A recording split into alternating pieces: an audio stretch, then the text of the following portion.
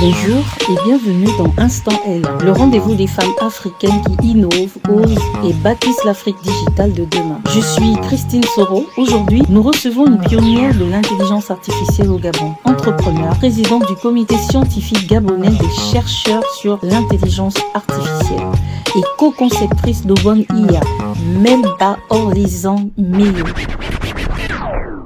Comment encourager davantage de jeunes filles africaines à s'orienter vers les sciences, la recherche et même l'intelligence artificielle? Alors, c'est l'un de mes combats parce que il faut le dire, quand l'expérience, je l'ai vécue quand on a lancé AWA ici au Sénégal. Lorsque j'allais maintenant dans certaines conférences, etc. Et que à chaque fois, on découvrait, parce que j'étais officiellement la seule femme et la seule étrangère aussi, gabonaise quand même, d'Afrique centrale, de la team. À chaque fois, on me disait, ah, mais Melba, ça va? Oui, mais et le Gabon, comment ça se passe? Et j'avais du mal à pouvoir dire, alors, je sais qu'au Gabon, on fait ça. Et au Gabon aussi, par exemple, il y a telle personne, telle chose et telle initiative.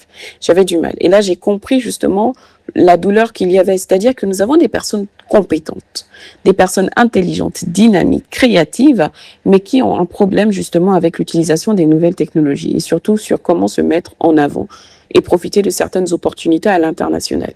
Et surtout aussi, l'un des freins dans tout ça, c'est que on ne sait pas encore réellement travailler entre nous. On ne sait pas créer un réseau, etc., pour dire que voilà, on communique entre nous, on s'échange, on a vraiment cette symbiose-là. Donc du coup, c'est quelque chose que j'ai pris tellement à cœur que oui, j'ai lancé le comité scientifique gabonais de recherche sur l'IA, mais que aussi j'ai accepté de porter sur moi, de prendre sur moi Gabonaise in Tech. Gabonaise in Tech qui valorise justement la femme.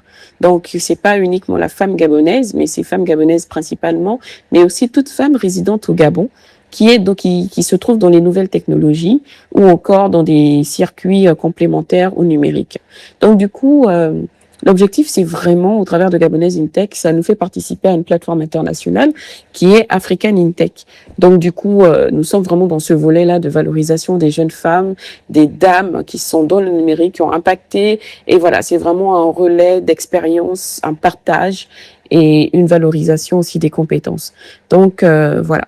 Moi, j'encourage énormément les jeunes dames, les femmes, etc., à se lancer dans tout ce qui est nouvelles technologies et numérique parce qu'il y a tellement à gagner et le savoir est une force. Quelle est votre vision du Gabon et de l'Afrique dans les 10 prochaines années?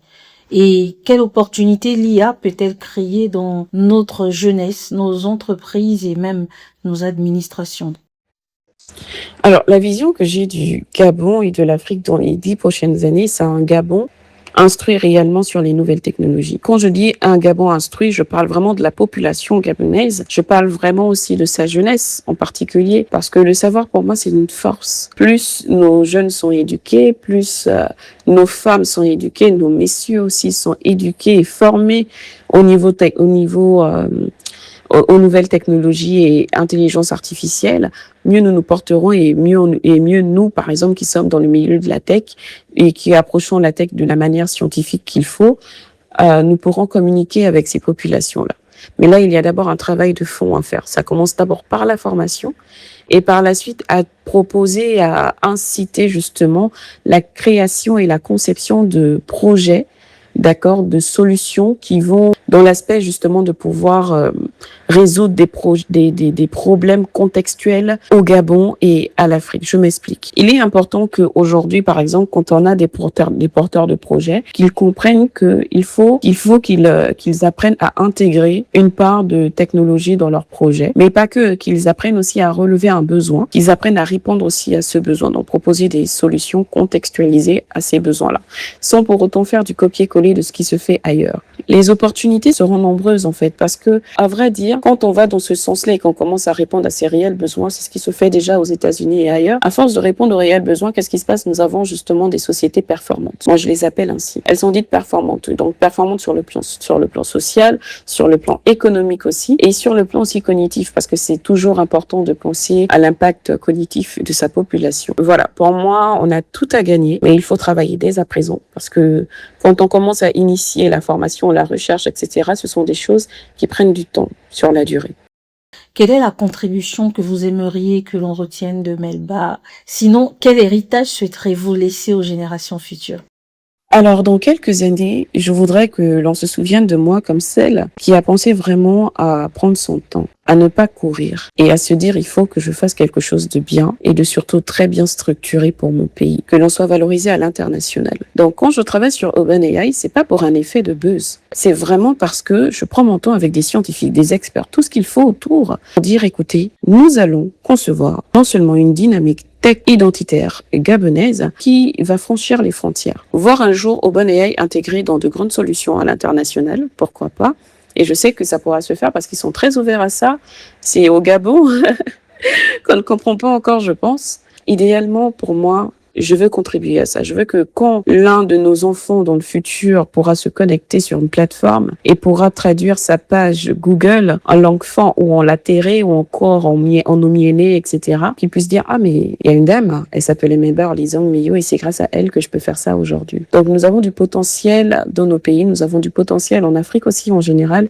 Et oui, moi, par exemple, je comprends le challenge du fait qu'on ne puisse pas me comprendre aujourd'hui, mais je sais qu'un jour on me comprendra, je sais qu'un jour il y aura des personnes qui vont se lever et dire merci pour les efforts déjà fournis et voici le coup de pouce. Donc voilà, merci infiniment et prenez soin de vous.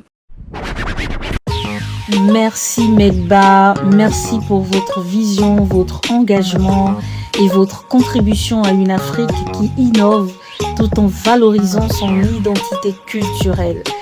Votre parcours nous rappelle que l'intelligence artificielle n'est pas seulement une question de technologie, c'est aussi une question de culture, d'inclusion, de transmission et même de souveraineté. Instant L, c'est plus qu'un podcast. C'est une plateforme dédiée aux femmes africaines qui osent rêver grand, innover et transformer durablement notre continent. Ce podcast vous a été présenté par Digi Women's School, l'innovation au service de votre avenir. Merci de votre écoute et à très bientôt.